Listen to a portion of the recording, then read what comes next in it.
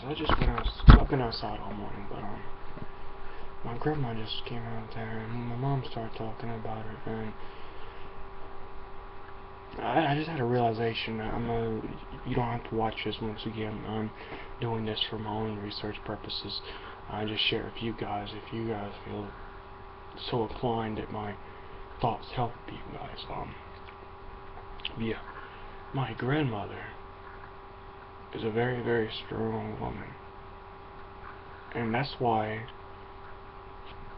me and her never got along, because she would never yield and I would never yield. We would come together and clash. When we first came down here, she very, very, very seldom come in, and then she got where the hospitals and things started coming in, and she got where she just didn't ask me for anything. Everything's been indirect. And if anything needs to be done around the house, she will not dare ask me to do it. She will not. She will not dare ask me. She'll ask my mother or someone else, or she'll talk about another man doing it. And then she'll have thoughts about. She'll like say. My grandma's a positive affirmation. Most people don't notice this, but if you bring up anything negative, she don't hear it. You literally don't hear it. That's okay, that's alright. I didn't touch it. Everything just it's settled. Because she's a strong woman. She cleans. I think that is one of her gifts from whatever she was giving. She has severe OCD. I've noticed that too. Every time she walks down the whole thing, she taps things. She controls OCD through cleaning. And she's such a strong woman. She's gave up men a very long time ago. She used to wear the most nicest clothes. She has so many closets in here full of nice clothes she used to wear. But she started going down, and she just gave up. And now she won't wear nothing but 25-cent damn things. 25 cents. Looks like rags put together, basically. But she won't do it. You give her a present, it's going upstairs and it's being saved. Because she's so strong, she don't know how to accept or yield. She just gives. I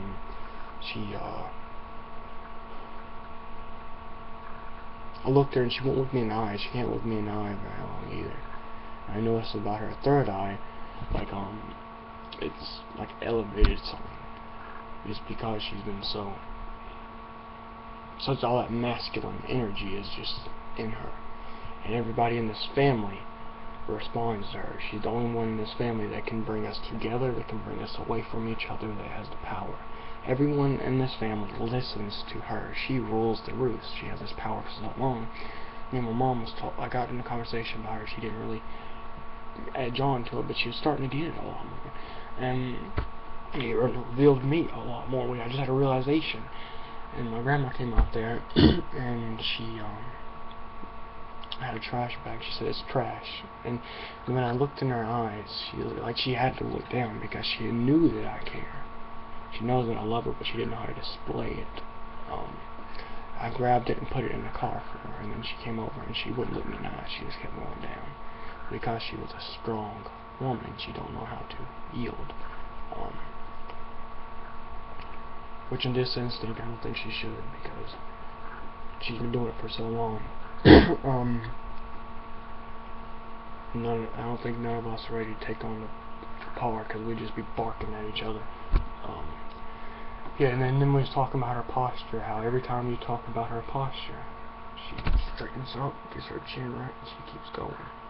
And she when we walked back, it's random. She just came back, and from taking the trash, she walks.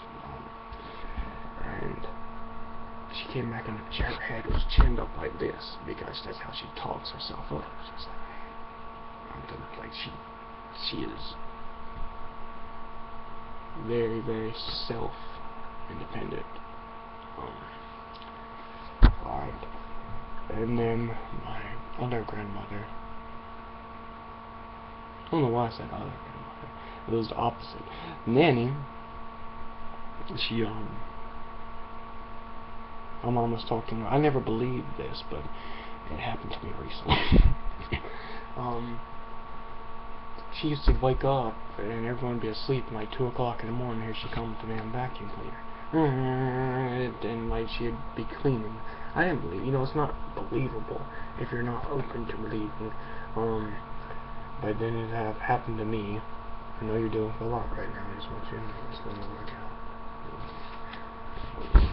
out. Alright, and she, yesterday, when Frank came over, she came up with a book when she was cleaning about bodybuilding and self-defense, strength. Alright, and then that was because she's come to me about getting a job, about being a man. A lot of other family members that she looks up to didn't sit on their asses all day. And she has less things to hurt because she can't see what I do. I didn't have the root to expand. Because when she was younger, she ain't used to having like a computer screen.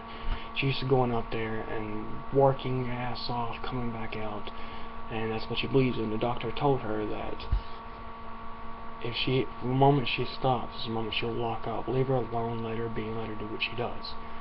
And every time that thing brought up, she says that, and she straightens her chin up, and everything you say about that is not being heard, being blocked. You're not getting shit through. And if she don't want to talk about it, it's done. She's through, and it's over. Like she turns up the TV. You're not talking anymore. A lot of people find this to be stuck up, but it was because she's been independent. She's cut off. The guy recently came over here and wanted to talk to her. One of the people used to ask her out, and she said, "I don't want to hurt his feelings. I don't mean it, but I'm just not in the dating mood. I'm not in the dating. I'm not into that. It's over." Like she just left it like that. And then let's see.